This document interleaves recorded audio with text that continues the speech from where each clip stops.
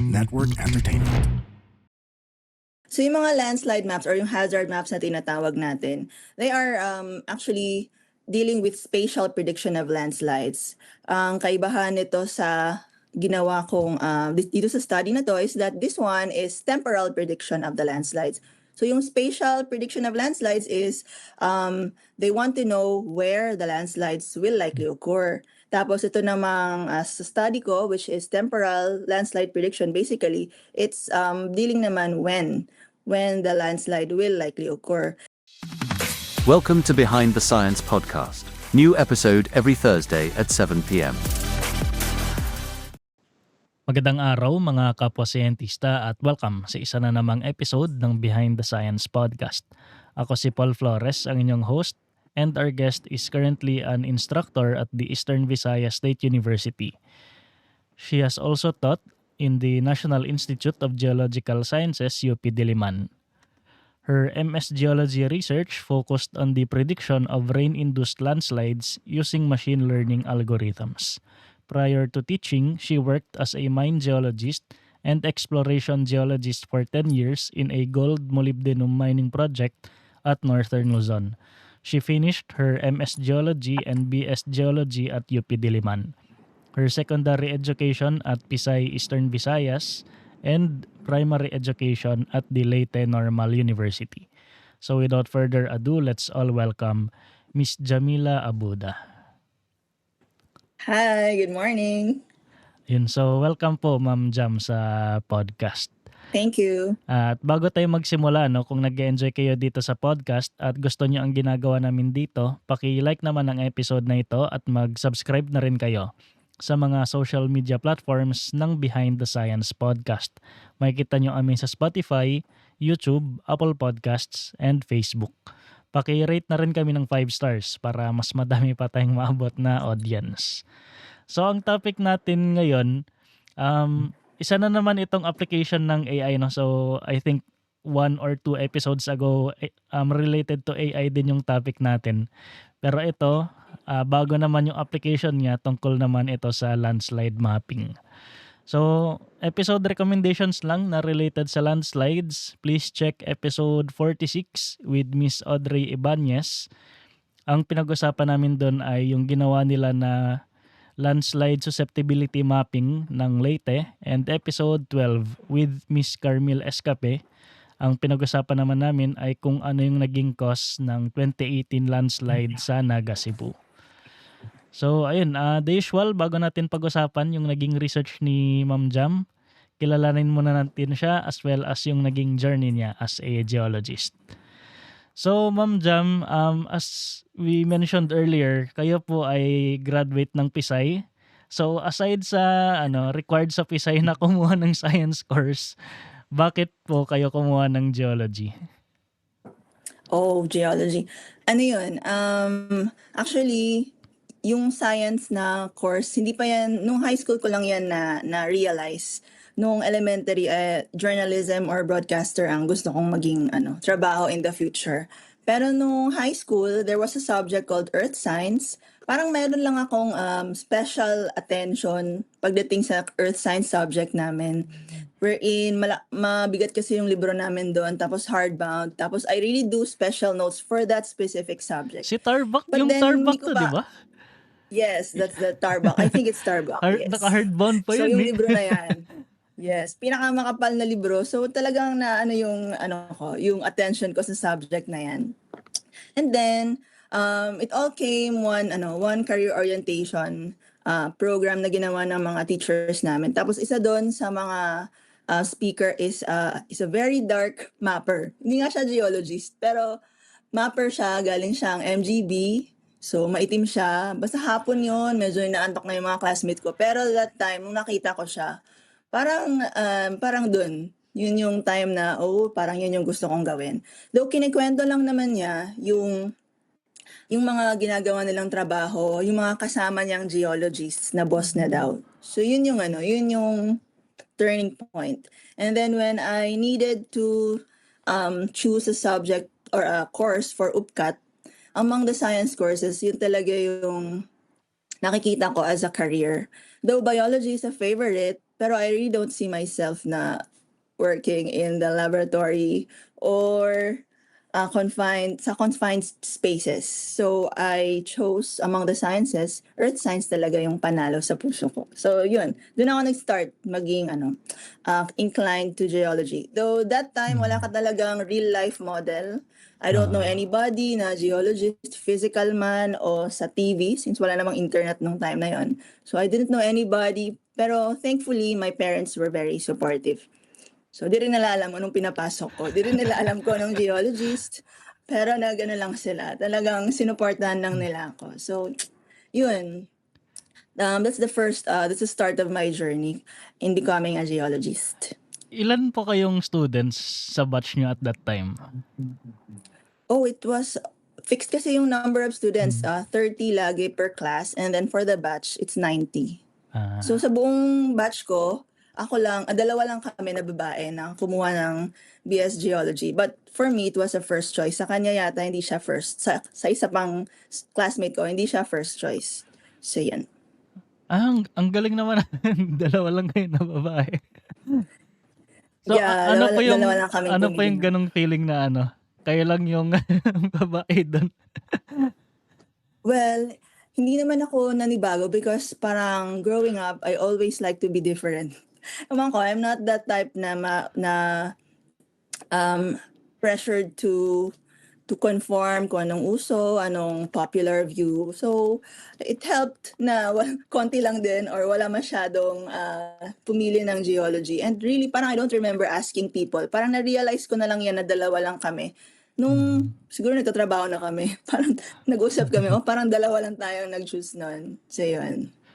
Ayun. So, after graduating po ng college, nagtrabaho po kayo sa isang mining site. Can you share din po yung experience na yun? Like, ano specifically yung naging trabaho nyo sa mining site? Okay, specifically, for the first 3 years, exploration mode kasi yung minahan.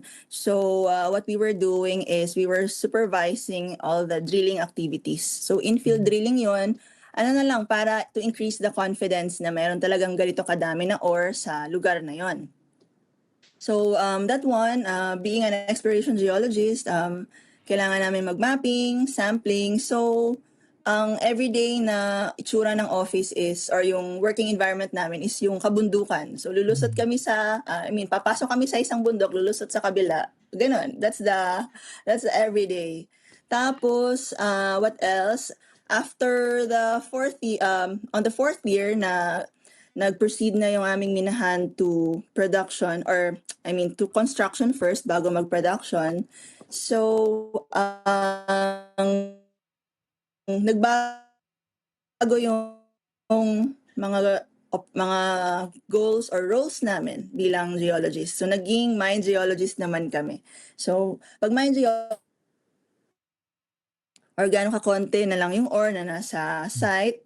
Tapos ikaw din nagbibigay ng location, paano hukayin. Kasi this one would be high grade, this part naman would be medium grade, this another part would be low grade. So we're monitoring that. And we're checking with the metallurgists sa process plant kung yung sinasabi naming amount of gold na nasa bato is the same sa amount of gold na nakukuha nila. So yun, maraming check and balances. Yun mainly yung job namin as mine geologist naman.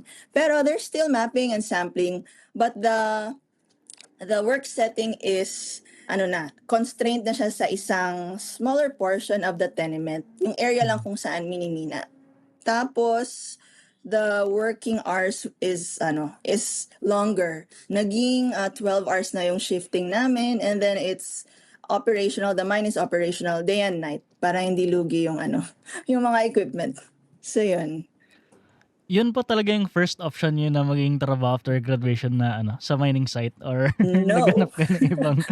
No. Again, hindi ko talaga alam kung saan ako pupunta. I'm not, when I was about to graduate sa UP NIGS, I didn't know where to go. Parang kung anong opportunity mag-land sa lab ko, then that would be, actually, I was part of the NanoWorks laboratory, and I was already being convinced to do the, yun mong Buko Gakusho na scholarship ng Japan, yung mixed.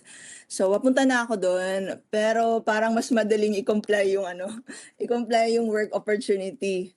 Actually, yung job na yon sa minahan, nangyari lang yan by chance lang din. During our board exam, yung senior senior geologist of that mine was taking also his board exam. Kasi there was a time na hindi naman required na um, licensed licensed ka as a geologist. Pero nagkaroon ng time na kailangan na lahat ng nag-work na geologist dapat lisensyado. So, it so happened na nakasabay namin siya. And then, yung Brad niya, meron siyang ka-org, which is a male classmate of mine, na sinabihan niya na may opening sa minahan nila. And that male classmate of ours spread it spread it to the class. And then yun, by batch na kaming yung mga interested, by batch ng nag-site visit. Tapos yung mga yung mga gustong-gusto talaga, sila yung nakakuha ng job. Tapos, I was one of them. So yun, dahil lang yun sa by chance lang, it just fell on my lap. And so, I just took the opportunity. Hindi ko rin alam na magiging ganyan yung track ko, yung magiging career ko. Pero, I enjoyed being in the mines. I enjoyed being in the exploration phase, mining phase. Kung anong opportunity na dumating, ayun yun. Pag-iigihan natin, parang ganun. Ay, speaking of NanoWorks Laboratory, nag-NanoWorks din ako nung undergrad. Yung ginagawa namin Wow! sa audience natin yung ginagawa doon, nagpipick kayo ng mga microscopic na fossils. So, ayun, binibilang Yes, niyo yan yun din yung kada una kong species. ginagawa. Yes. And it's I think lahat ng mga experiences na napunta sa atin or mga opportunities na nabigay sa atin, it all helped. Kumbaga yung pagpipik, dati hindi mo alam ba't ka nagpipik. Pero it developed your patience, Mm. parang gano'n, di ba? Nakakapag-isip-isip ka. Parang it's calming, it's relaxing. Nagiging clear yung mind mo during picking. Ah. So it helped, though it didn't directly influence the track of my career. At least may mga skills na nade-develop, either soft skills or hard skills, lahat yan nagagamit pa rin. Sa akin, yung very important skill siguro dun yung attention mo sa detail. Kasi grabe yung Yeah. pag-identify mo ng species, titingnan mo talaga siya ng matagal para i-differentiate isa-isa. Well, siguro sa lahat ng Yes. microscope work, ganun yung nangyayari, attention to detail. So, ayan. From working sa mining site, bakit nyo naman po naisipan na mag-masters na at magturo? I see. Hindi ko talaga siya iniisip. It just happened na during my siguro 8th year na sa job, di pa natin alam magkaka-pandemic pa. 8 years sa job, mayroon akong nakilalang mga workmates that were taking mga modular lessons. Parang parang wala pang online classes nun, pero may modular na dun sa isang university dun sa Nueva Vizcaya. And they were taking professional education. Kailangan mo lang mag-add ng 15 units, if I'm not mistaken. And then, you'll be allowed to take the LET na. So, nakita ko yung opportunity. So, why not nga naman? Ang tagal ko na sa minahan, parang you need something din to challenge yourself. So, ginawa ko din. And then, not knowing na gagamitin ko siya agad. Back up lang yun. Kasi, teaching, there are many schools in many provinces, in many regions, pero yung pagmimina, piling-pili lang na lugar ang meron. Sometimes you need to go out to find opportunities. Pero yun, naisipan ko lang mag-take ng additional units, and then I just took 1 day leave, hindi alam ng mga workmates ko. Tapos I took the LET, and then I went back. I was overwhelmed or humbled din dun sa mga nakasabay ko. Syempre, 4 years nilang inaral yung pagiging guro. Tapos ako, ilang units lang, ilang SEMs lang, 2 lang, I think. And then, yun, na-humble naman ako. Pero, praise God na yung result nun, I passed that LET. And then, mas mataas pa siya kaysa dun sa geology licensure exam ko. So, shucks, sabi ko, posible pala. Medyo naging competitive din ako dun sa LET part. I don't know, something with the the way that some reviewers do it, na nagiging competitive ka, feeling ko nun may chance din actually mag-top. So, pero yun, I was able to do that while I was working in the mines. And then come pandemic. Tapos, something happened, management decision, needed to remove the old people or the older na mga tulad namin na long staying na. So, yun. And I was part of that. So, biglang nawalan ako ng work. But si Sir Alan, he posted na meron daw, he posted that job opening and there's a teaching demo. So I was just scrolling the Facebook and yun, I just applied. Tapos December of 2020, yun, meron na akong new job. So yun yung mga nangyari. Again, it just fell on my lap. Parang, if it's really for you, it's for you, it will find you. And dapat sensitive lang tayo sa opportunities. Kung halimbawa dumaan siya sa feed ko but I didn't di ko pinansin, di wala ding mangyayari. Pero just take the first step and then sa kanila na yung let the ball roll. Sa kanila na kung tatanggapin nila ako or hindi. So yun, kaya nagkaroon ako ng opportunity to teach. And then, syempre required sa UP Nigs na Mag-masters. mag-MS ka. So, okay din. Wala din sa plano na mag-MS. Parang, grabe, I'm already at this age. Tapos babalik pa ako sa pag-aaral. Medyo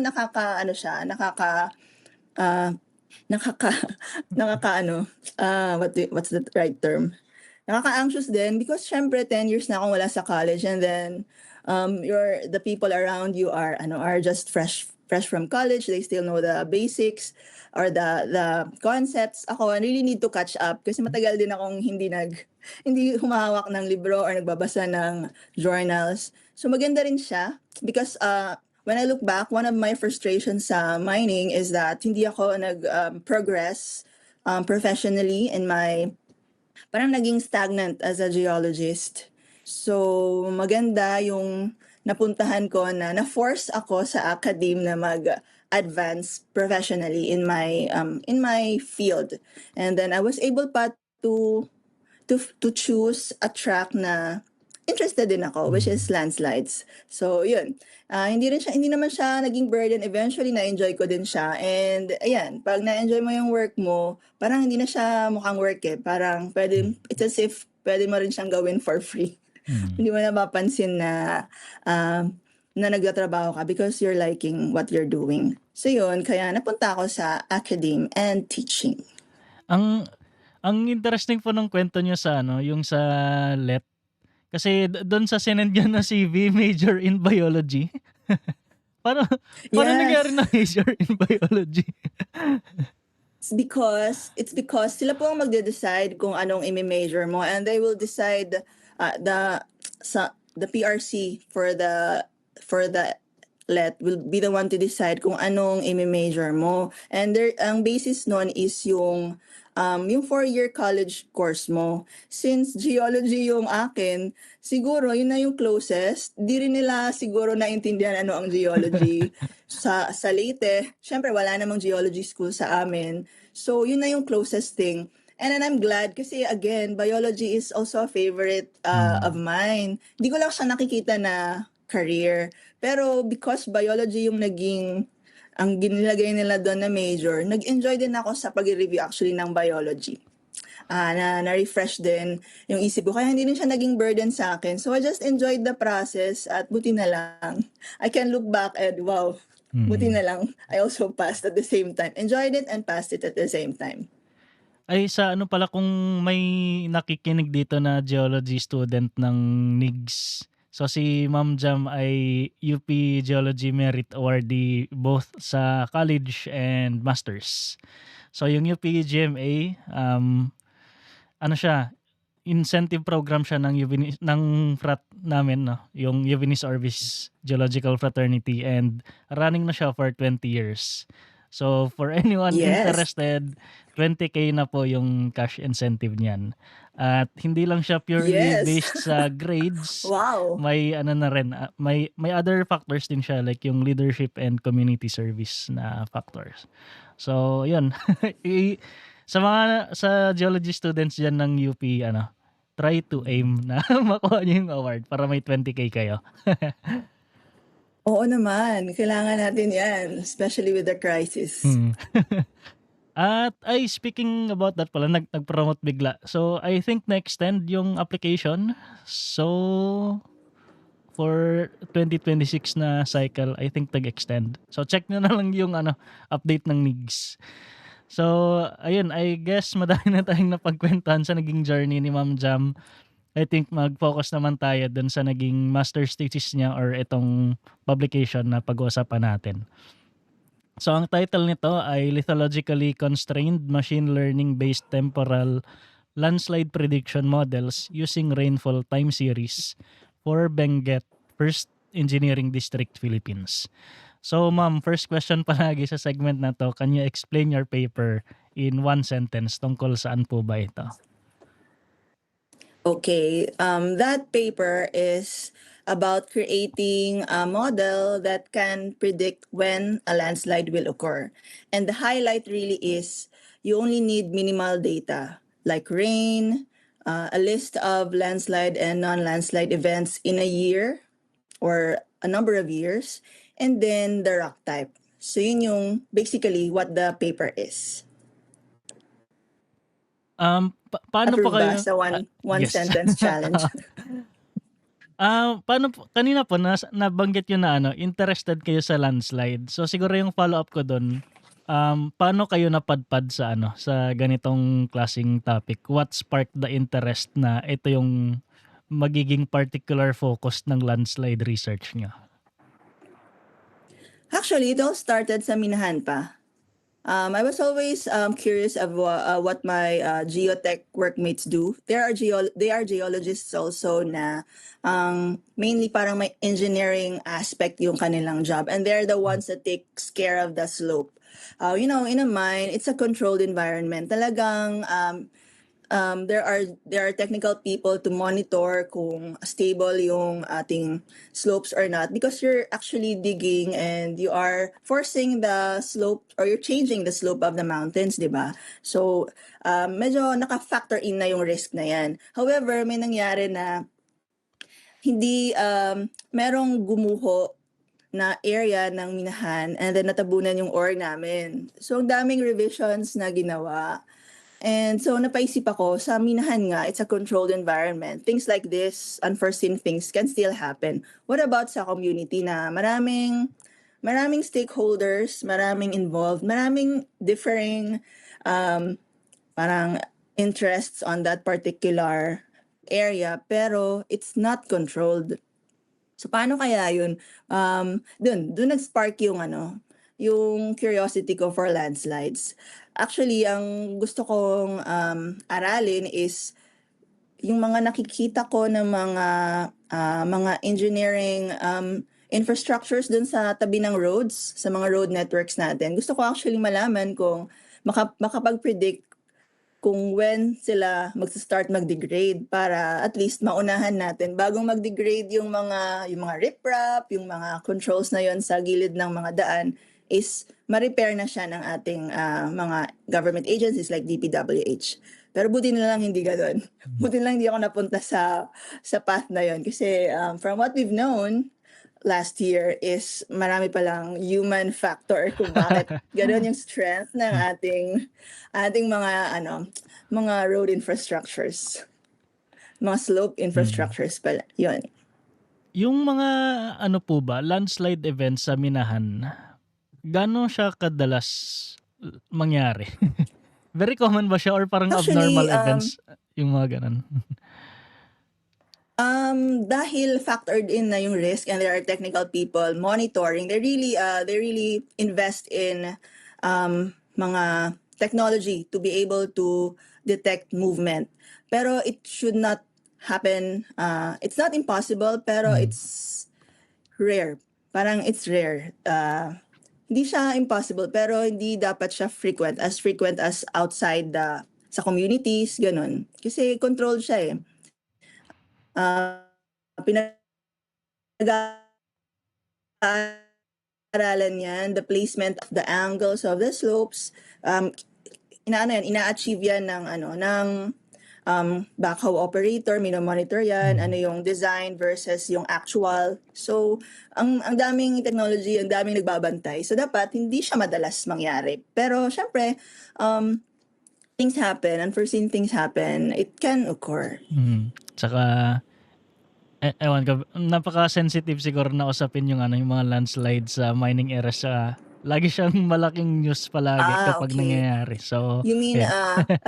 that one you mean is landslide na affecting na the outside of the Opo, mine opo, opo. area? Yes. Yes. Yes. And ayun yung It's really sensitive.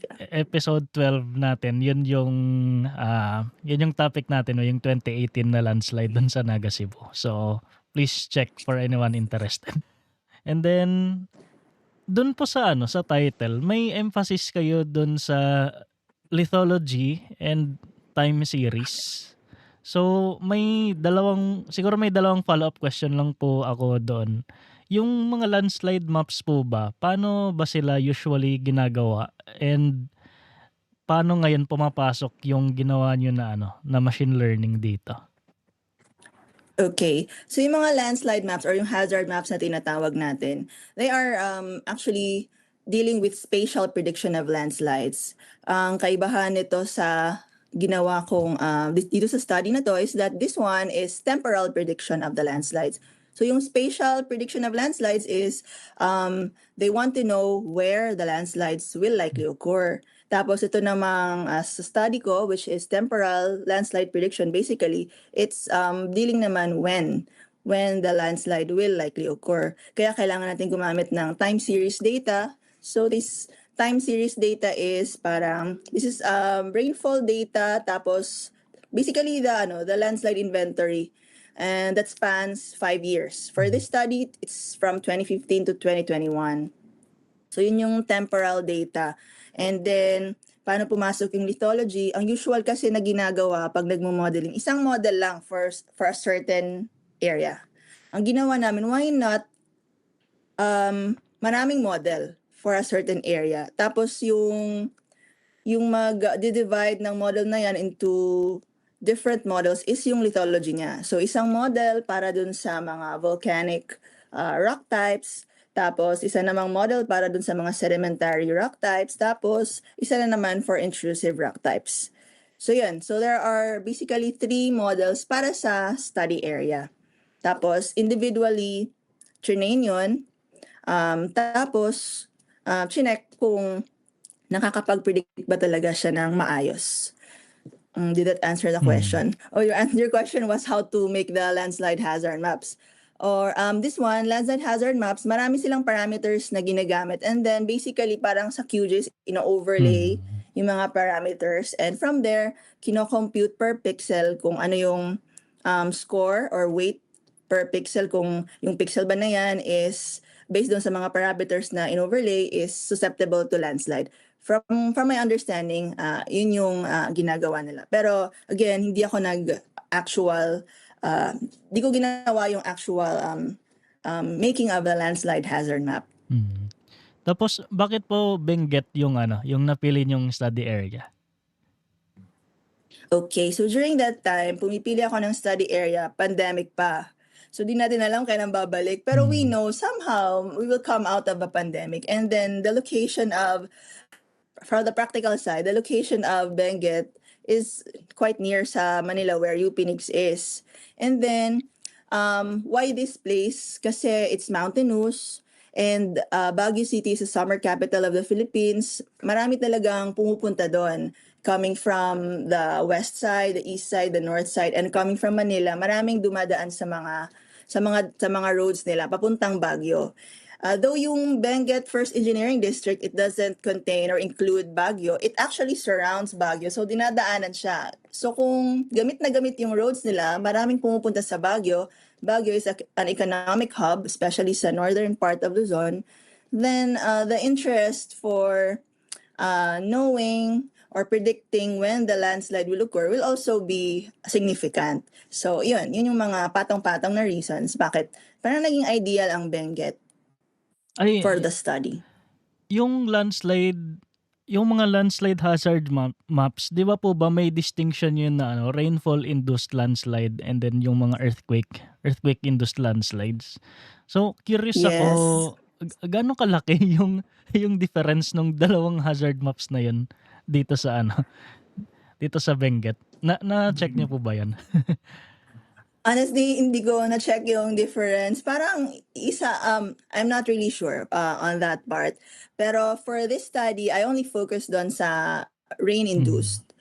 So sa study na to, tinanggal ko yung mga landslides that will be occurring the same day an earthquake occurred.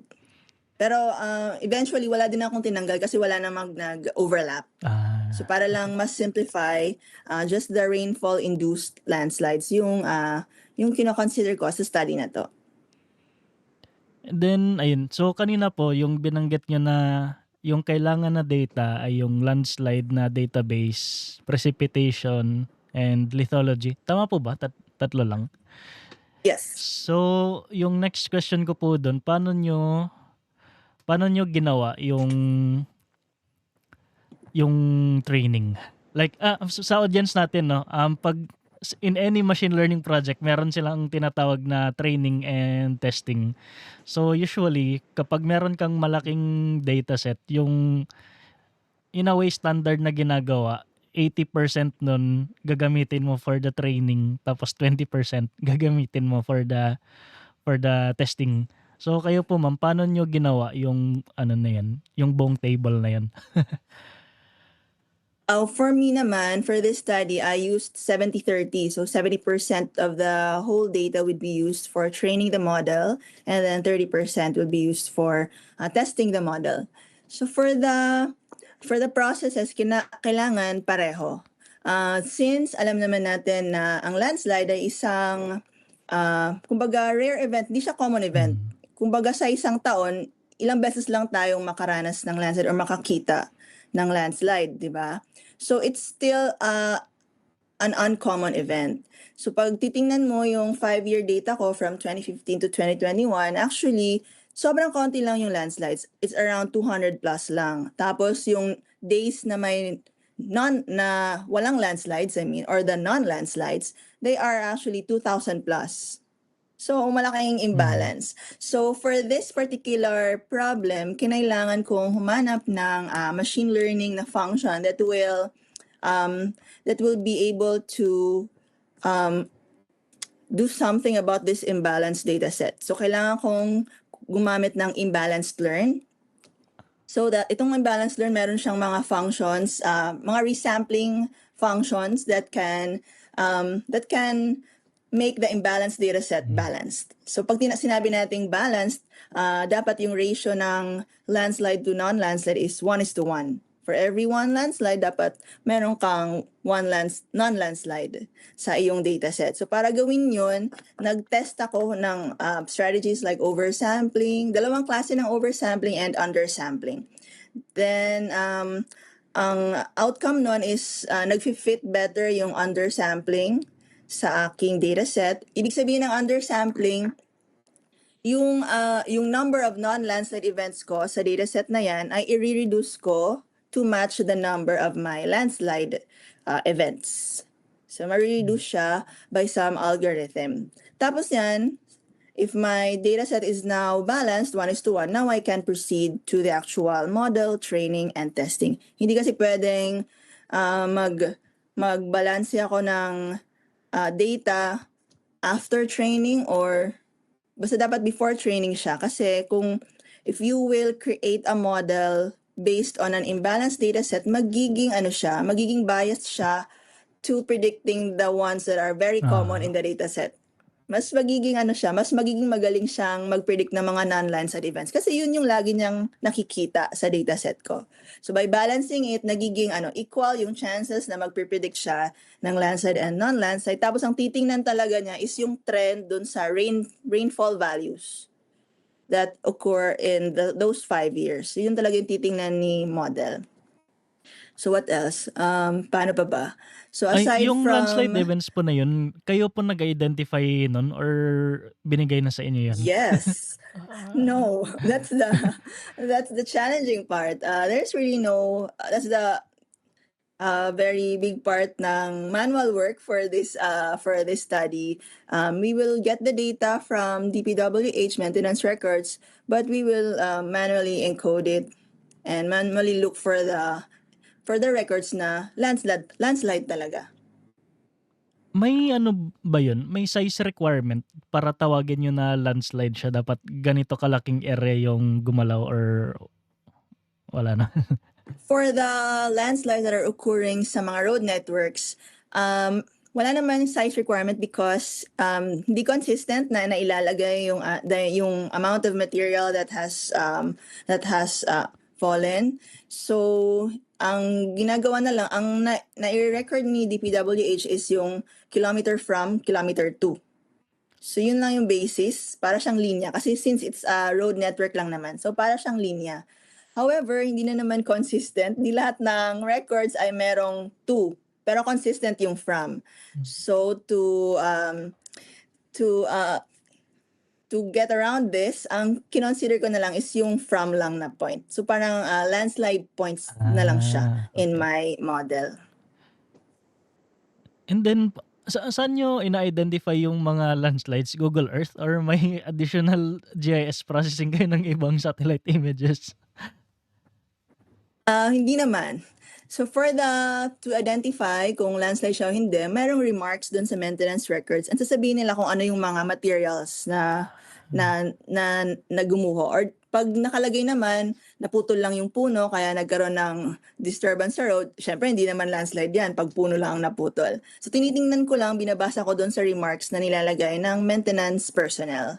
And then nakalagay din doon, they also indicate kung rockfall, kung mud flow, in-indicate din nila paminsan yung material. Pero dun sa mga technical na regarding the structures, kung gumuho yung road, yung structures doon sa daan, kailangan ko nang mag-ask ng advice from their maintenance engineers. And then fortunately, I was also able to access their manual so that I'll understand what the meaning of those technical terms. Pero yun, ang naging decision ko is to be generally conservative. So yung criteria ko is leaning towards the conservative side. Yung sa rainfall naman po, anong klaseng rainfall data siya? Like daily precipitation or cumulative yung kinuha? Anong pinasok dun sa model? For the main data, daily rainfall lang ang binibigay ng Pag-asa. And then after that, for the modeling, yes, that's a good question. For the modeling, nag-account kami ng cumulative and offset rainfall. So kinombine namin yung cumulative and offset rainfall. We decided specific values for cumulative rainfall, tas specific values din for offset rainfall, and then kinombine namin so that yung data natin, it doesn't only contain the daily rainfall, marami pang rainfall parameters na dinagdag. So in total, meron siyang 44 rainfall parameters na ginamit. Wait, so yung ano na yun, 44 features plus yung label Plus na yung landslide ng label. landslide. Yep. Yes. And then, yung ilang rain station, ano bang tawag doon? Rain station, rain gauge? Rain synoptic station. That's also a good question. For the study area, only one synoptic station was covered. Because may malapit naman, Pangasinan, na synoptic station. It's around 40 kilometers away, if I'm not mistaken. Pero yung elevation nila, magkaiba. Mataas si Baguio, mababa si Pangasinan. And then baka may difference din parang sa climate, di ba? Kasi magkaiba elevation, malamig sa kabila, mainit dun sa Pangasinan. So, ang nangyari, isa lang na synoptic station ang ginamit for the First Engineering District of Benguet. And so, sige. So, as far as I understand, yung paggawa po ng model, ayun, meron kayong kumbaga kung i-tabulate natin, meron tayong hundreds of rows ng landslide and non-landslide events, tas meron kang 44 columns nung features ng rainfall, and then yung last column, yun yung label ng landslide and non-landslide. Tapos, kanina binanggit niyo yung lithology, tatlong model. So, hinatin nyo ito depending sa lithology. Yes, hinati yung mga landslide events Oh. that occurred or were hosted by a certain rock type will tapos yun, same goes with the other rock types. So dun sa ating dataset, wala kang lithology na makikita. Only those thousands of rows from January 1, 2015 to December 31, 2021. Tapos yung columns natin, yung 44 na features, and the last column would be the labels. So yun na lang yung makikita mo sa dataset. Okay. Ayun. And then, ngayon alam na natin yung methodology. Siguro na-discuss natin siya in more detail than than needed. Pero ano pa yung nakita niyong result dito? So nakita natin na pwede talaga siyang magamit in determining when your landslides will occur. And hindi kasi pa ginagamit yung approach na to. So this is kind of novel na ginawang parang pang-constrain ng dataset yung lithology. And then another highlight is that we need the cooperation of our agencies. The data from DPWH, it's not really intended for a landslide research. Therefore, yung kanilang how they collect it, how they format it, for me na landslides research scientist, needs some improvement para mas mapadali naman sana yung pag-collect or paggawa ng landslide inventory. Pero this data kasi it is not usually used sa ating landslide research. Pero sa ibang bansa, it has been used in the 90s pa. They've been using their maintenance records sa atin. Kulang na nga tayo sa data.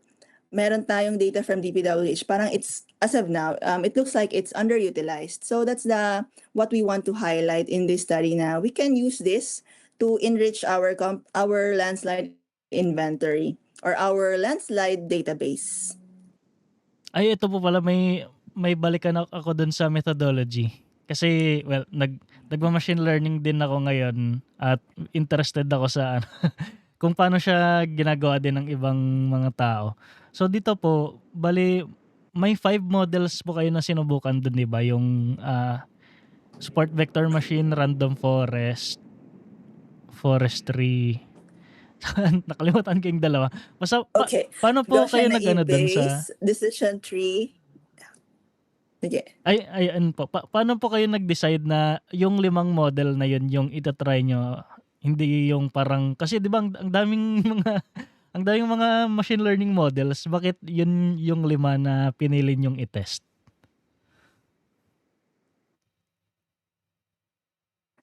Well, I chose this machine learning algorithms from the literature that I read for this topic. Yun kasi yung madalas lumalabas na ginagamit sa mga landslide research. Though konti lang yung mga temporal landslide research, kahit sa spatial landslide research, yun yung mga usual na mga ginagamit nilang mga algorithms. And then maraming algorithms sa isang study kasi kino-compare mo yung kanilang plans. So yun yung pinaka reason doon. It's the most common ML algorithms that are used in the landslide. Pare-pareho lang po ba yung performance nung bawat na yun? ML algorithms? Or may mas superior, may inferior? It turned out na there is one ML algorithm that is more fit to my dataset. So that is random forest. So yun yung pinaka-okay, pinaka-mataas na performance. So dun sa validation ko na part, puro random forest models na lang yung ginamit ko. And siguro lang din to, just to emphasize din sa mga nakikinig. parang nagbabago-bago talaga yung mga best performing model depende sa depende sa data na ibibigay mo sa dun sa computer or sa AI, whatever. So ayun, ang Yes, daming because trials na ML is nagaganap. very data dependent. Yeah, Yes. daming trials na nagaganap kung alin yung magpe-perform best. So yun, it's always part of the process sa paghahanap ng best model. Yes. And i-add ko din lang, meron silang tinatawag sa machine learning na no free lunch theorem.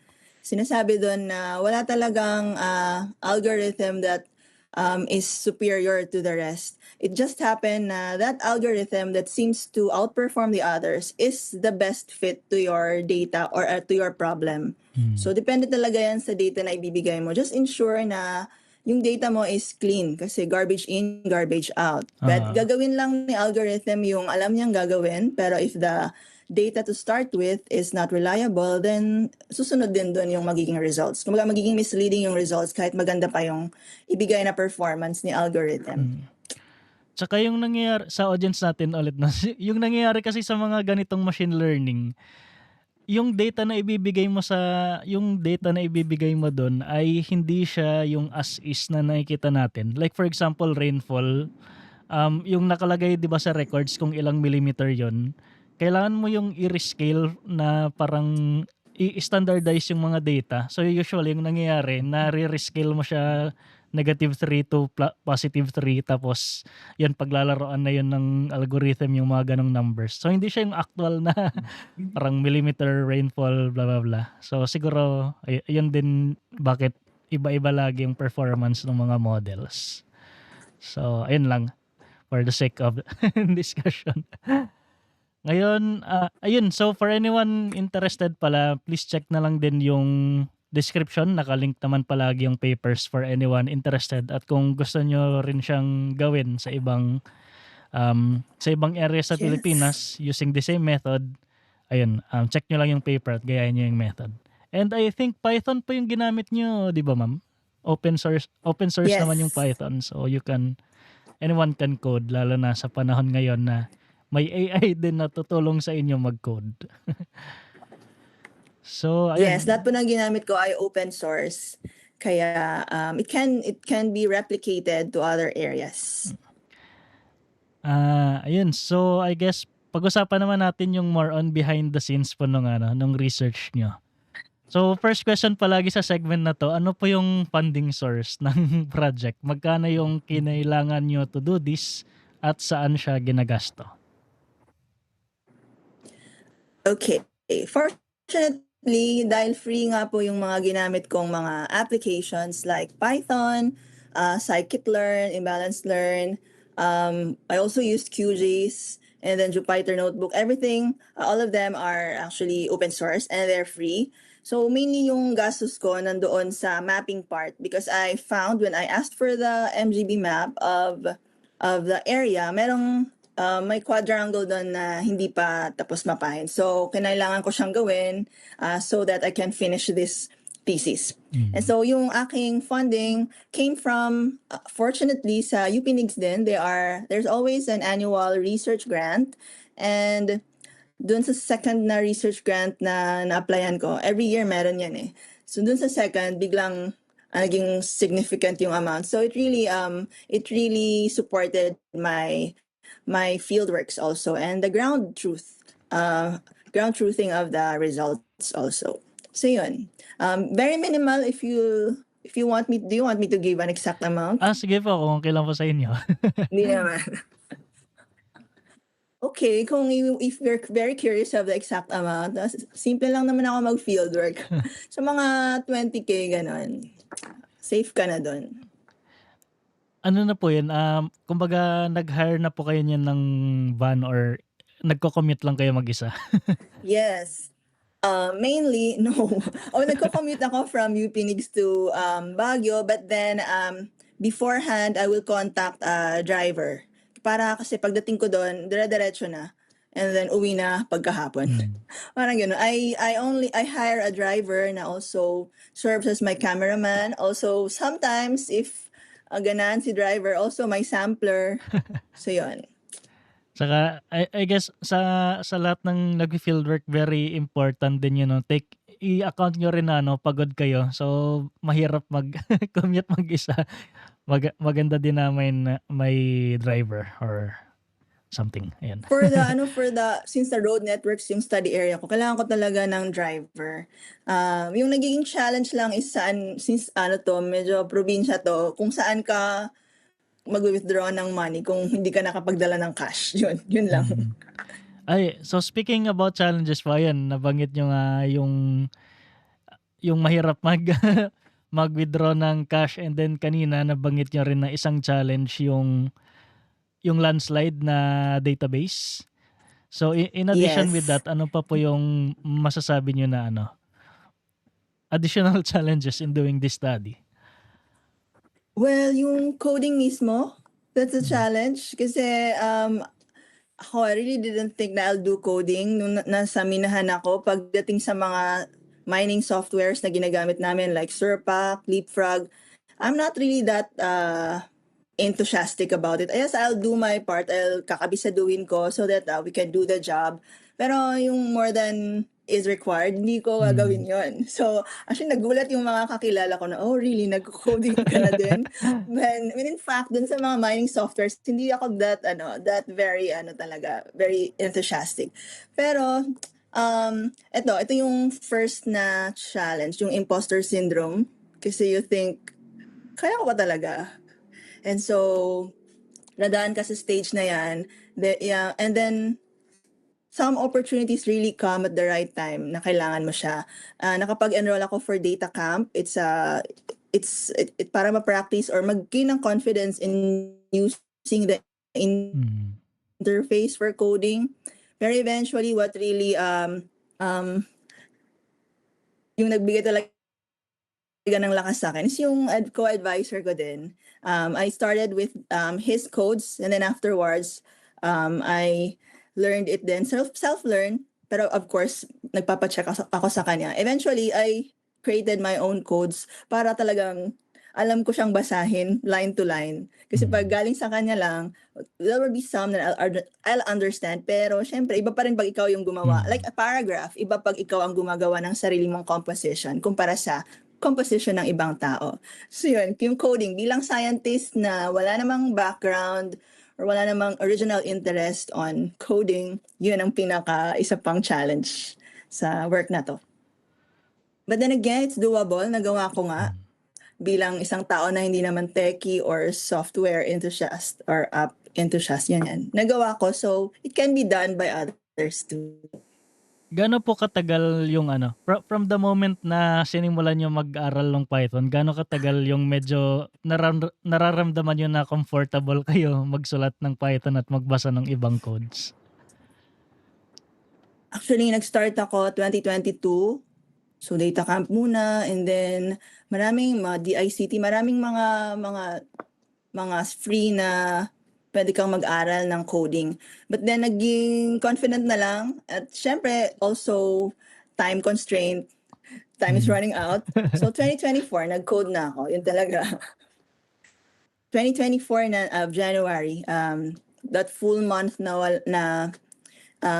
walang work, and then I'm free to do my thesis. Doon talaga ako full-blown coding na.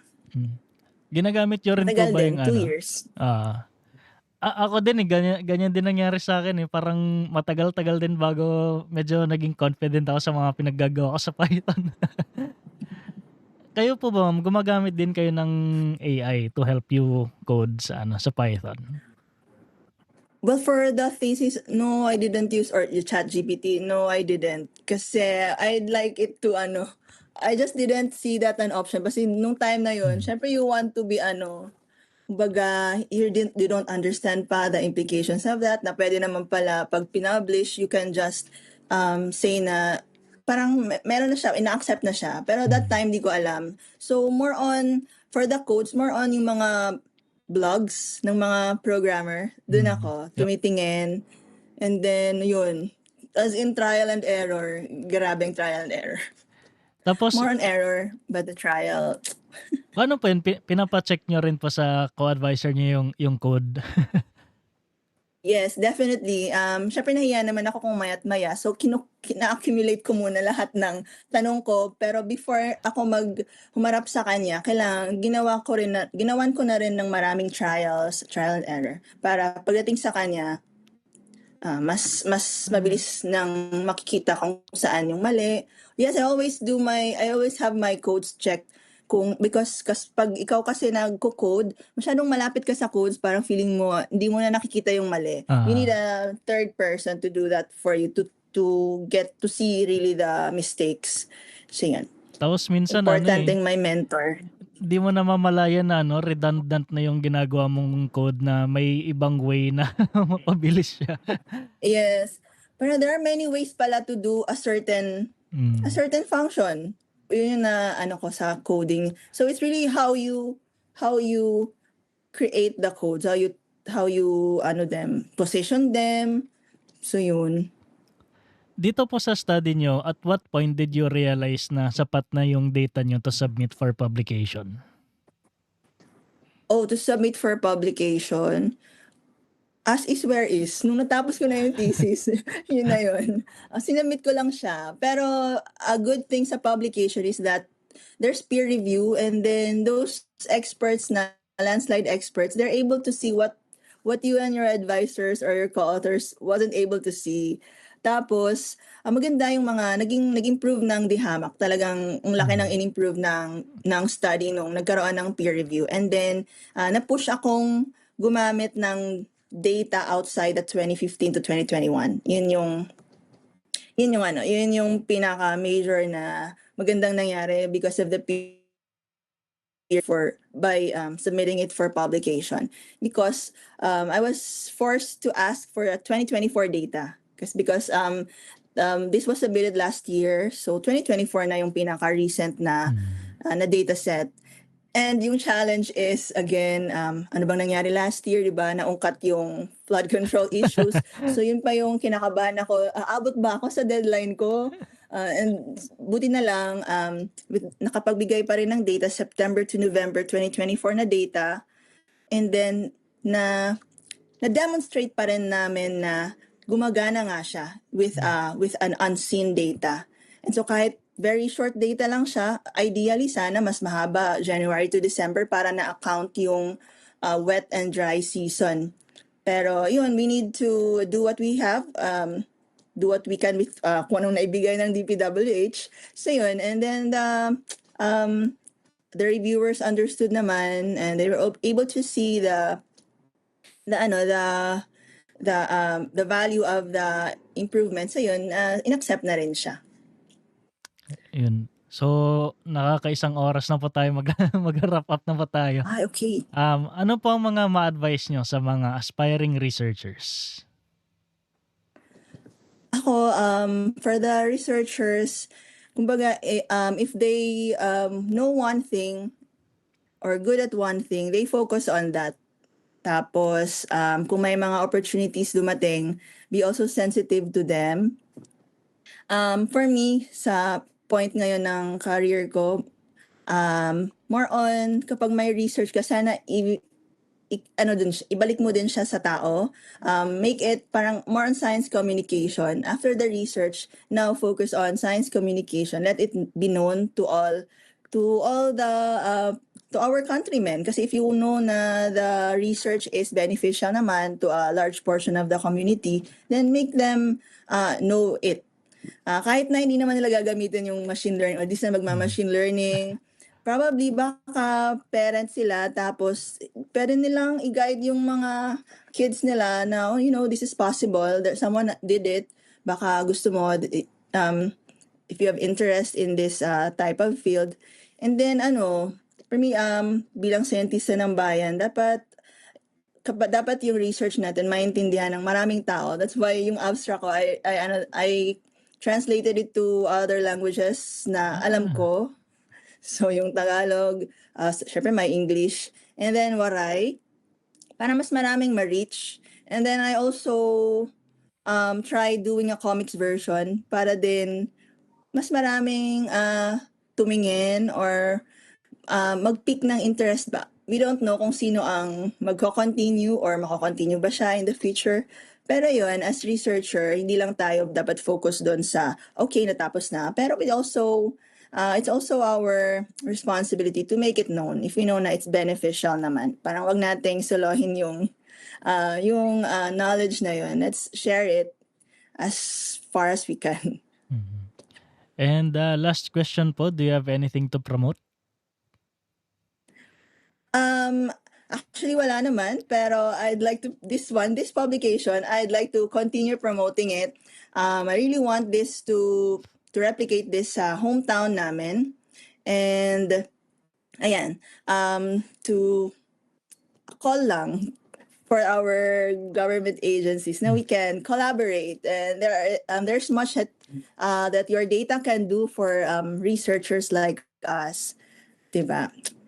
If they are properly formatted, ganyan, konting adjustment lang, and then the data can be as easily used sa mga research katulad ng landslide research. Ayun, so I guess hanggang dito na lang muna tayo. Maraming salamat kay Ma'am Jam sa pagpapaunlak ng aming imbitasyon. Thank you din for the invite. At maraming salamat sa lahat ng nakinig at nanood. See you everyone next week. Madami pa tayong pag-uusapan na research na ginagawa ng ating mga Pinoy scientists.